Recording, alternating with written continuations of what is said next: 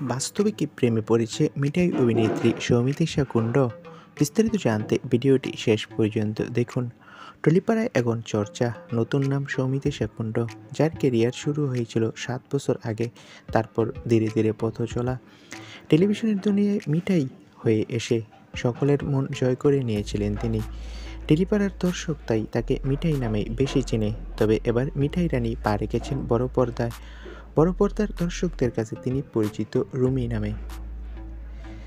ছোট পর্দার মিঠাই এখন সুপারস্টার দেবের নায়িকা। সম্প্রতি মুক্তি পেয়েছে অভিনেত্রীর প্রথম ছবি প্রদান। ছবিটি বক্স অফিসে বেশ ভালোই ব্যবসা করেছে। মন কেড়েছে দেব সৌমিত্রিষার পর্দার রোমান্স। সে তো না হয় পর্দার রুমির গল্প, বাস্তবে কি সত্যি মনের মানুষ খুঁজে পেলেন সৌমিত্রিষা?